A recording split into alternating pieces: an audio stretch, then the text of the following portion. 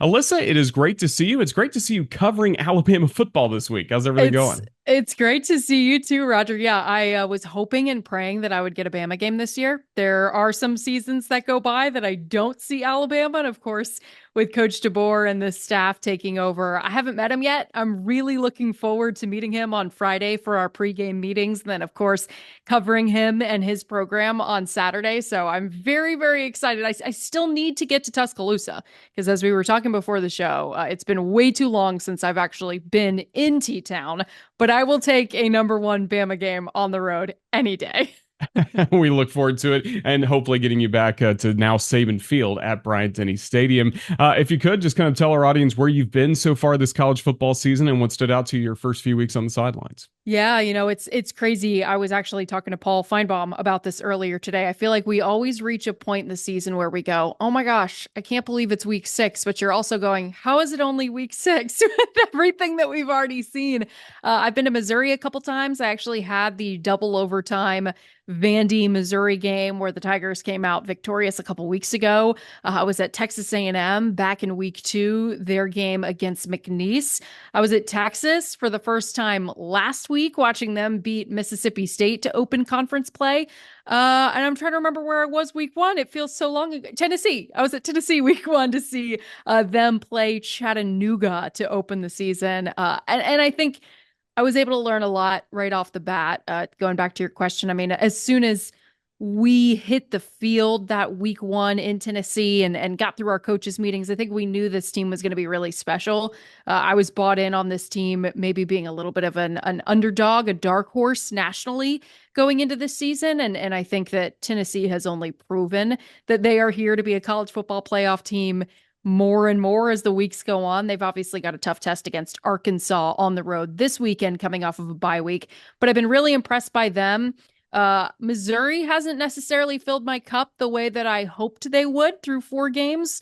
Again, another test for them as well as they hit the road this weekend against Texas A&M, a very talented defense that I saw up close and personal week 2. That is an NFL defensive front. So we're going to learn a lot about Missouri and what their offense is truly capable of looking like for the rest of the season, I think, this Saturday. And then, of course, I think all of us learned more than anything, whether you were there or not, about the Alabama Georgia game last week. And I think we learned that Alabama is maybe even better than they were a season ago. And so much of that is due to what Jalen Milroe has done in his development with this staff. So again, really excited to see that up close and personal. But I will say too, not to ramble too much, but having seen Vanderbilt against Missouri, this ain't your dad's Vanderbilt team either. This is a talented Vanderbilt team that's not necessarily an easy chalk up win. Now, maybe for the number one team in the country, things look a little bit different, but this isn't a Vandy team that you can.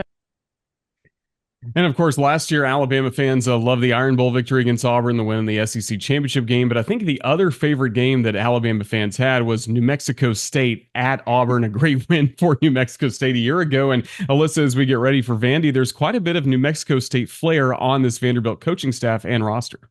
Yeah, there is. And it starts at quarterback, right, with Diego Pavia. And it's funny, I was actually talking to somebody within the Vanderbilt program this week, and they did say, well, Diego's already beaten Auburn. Might as well go beat Alabama too. Obviously, your listening audience doesn't necessarily think that's as funny as I did when I heard that. But yeah, not only Diego Pavia and some of the players that he brought with him, Eli Stowers, one of those guys that's become Diego Pavia's favorite target or go-to target out of the tight end room. He was actually telling me this story this week about how Stowers got to New Mexico State competing for the quarterback job, ended up losing it to Pavia. Then, long story short, Pavia ends up in Nashville, hosts Eli on his visit. They're now best friends. They live together. That's just one of the handful of players. And then Jerry Kill, obviously coming over from New Mexico State as well. Not necessarily your offensive coordinator, as Tim Beck holds that title at Nashville, but Jerry Kill has his fingerprints all over this offense and all over what this Vanderbilt offense is looking to achieve this year. And I truly believe that with Clark Lee calling the defense this year, which is a bit different from what a lot of head coaches are doing, right? You see more and more head coaches relaxing or giving up the reins of calling the offense or calling the defense. Here's Clark Lee, who's stepped back in to being that defensive coordinator. I truly believe that without the Diego Pavia, Jerry Kill, Tim Beck spider web kind of coming in here and having the history that they do, I don't know that it works as well as it has for Vanderbilt so far this season. So it's been something really cool to watch come together. But you're right, it is like New Mexico State East out there in Nashville right now. Well, looking to the Crimson Tide, as you mentioned, a great start this year for Alabama. And for you getting ready for this broadcast, how do you try to tell the story of Ryan Williams without telling our fans over and over again that he's 17 years old? It's funny because on my Wednesday show on Out of Pocket, we opened the segment. I said, I don't know if you guys know this, but Ryan Williams is 17. I don't know if anyone's told you this before, that he's 17 years old. You know, it's something that I'm sure Alabama fans, their ears are bleeding at this point, hearing it over and over and over again. But it's still such a phenomenon that he is out here dominating the way that he is at the age that he is. And I host Out of Pocket with a very talented former wide receiver, Randall Cobb, who played at Kentucky, obviously had a lengthy NFL career. And you should have seen the group text on Saturday night after, we're not even talking about the bobbled catch as much as we are the double spin move, pull the mouth guard out, do the dirty bird in the end zone. But Cobb's like, I haven't seen pros do that. And this kid can't even vote. And he's doing that. It's unbelievable. How do we tell the story? I think it'll probably come up one way or another. I was talking with Jam Miller in my preparation for this week, and I asked him about it.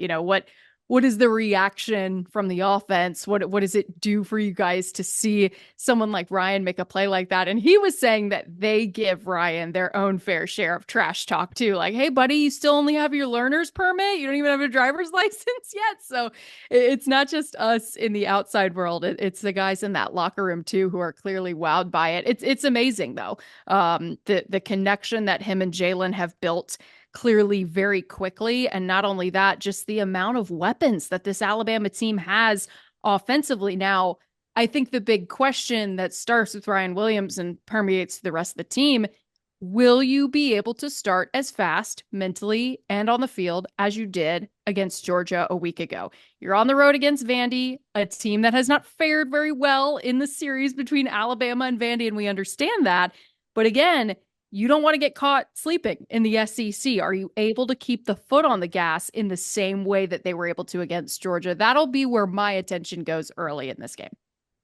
You mentioned this will be the first time you get to interact with Kalen DeBoer. Just so far from afar, what have you liked about how he's handled this transition from Coach Saban retiring, him getting the job and getting Alabama to this start? And what are you looking forward to talking with him about most coming up on Friday? Yeah, I remember talking to some Alabama guys at media days, and they kind of echoed what we've said on our radio shows and what we've said on TV ever since the Kalen DeBoer hire became official. And that was, hey, mad respect for the guy replacing the guy, right? And I know we've kind of beat that conversation into the ground, and we've had it ever since it became official. But still, I have a ton of respect for the way Coach DeBoer has gone about dealing with the pressure and dealing with the inevitable comparisons, and Coach Saban being brought up in every single question. And there's some guys who would say, this is my team now, let it be the DeBoer era. But he has been so masterful in the way that obviously, Coach Saban is still very much involved with that team, as he should be,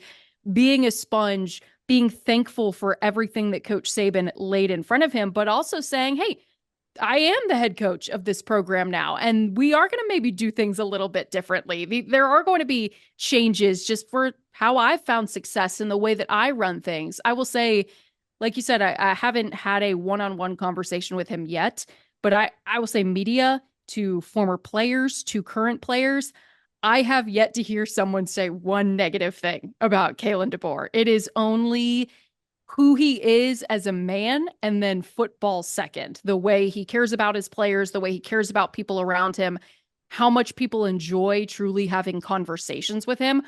Oh, and by the way, he's a really good football coach. And in my book, that goes a really long way because, you wouldn't be here if you weren't a really good football coach. But the fact that people have such kind things to say about him too makes me even more excited to get to interact with him and this staff. You mentioned getting to talk with Jam Miller. Anybody else on the Crimson Tide football team you've interacted the last few weeks for the SEC Network or Out of Pocket? Yeah, I got to chat with Deontay Lawson this week as well, just about how he's gone about, being a leader for this defense, some of the things that he's looking to put on tape this season, not only personally excuse me, for his future NFL career. But the way that he's trying to help this defense, fascinating though, to listen to the way that he again has soaked up this new staff and has kept this defense going in the direction that they want it to go. And that was what most of my conversations this week really circled around or focused on was, okay, you had a sizable lead on Georgia, and then it slips away in the second half. So who do you become after that? And what are the conversations when it is a close game and Georgia takes the lead? What are you saying to each other on the sidelines? Who's doing the talking? And what struck me was that Deontay said when they got into the locker room, it wasn't just one player. It wasn't just Coach DeBoer. It wasn't just Jalen Milroe. It was everybody saying it's 0-0. It's 0-0. And we're convincing ourselves that this game is 0-0 because if we come out with the mentality that it's not, we're going to get punched in the mouth. And obviously the second half became what it was. But for them to be so adamant about the fact that we didn't do anything in the first half. This is a brand new football game. It's something you hear quite often, but with the way they talked about it and the way he described what that locker room was like, I believe it through and through. And this is a hungry team. And it was fascinating to get Deontay's view as a veteran guy, helping some of these young guys understand what the Alabama standard is and his description of just how exactly they're doing that when the cameras are off. Well, you'll be on the sidelines coming up Saturday for Alabama against Vanderbilt. But before we let you go, let our audience know about Out of Pocket if they haven't caught that before on Wednesday night. So what makes that show a little bit different than some of the other programming on SEC Network? Yeah, so we're in our, fourth or fifth season. I should probably know that. Our show is a true midweek show. We're looking back on the previous Saturday. We're looking forward to the upcoming Saturday. We're a very player interview heavy show. And a big reason for that is we want to help the fans get to know the players that they love on Saturdays. We want them to get to know them better and love them for who they are when the helmet's not on as well. So we talk plenty of football, but we also get to know them from a personality standpoint, kind of encourage them to open up a little bit. We'll veer maybe outside of the world of football. And it's meant to be us sitting in the living room, having a conversation with our friends about SEC football. And so if you haven't checked out the show, come hang out with us on Wednesday nights. You do great work, and that'll be included coming up on Saturday when you're on the sidelines for the SEC Network broadcast of Alabama against Vanderbilt. Alyssa Lang, just thank you for all the time you've given us today here on the Crimson Tide Sports Network. We look forward to seeing you on Saturday. Thank you. Can't wait. Thanks for having me.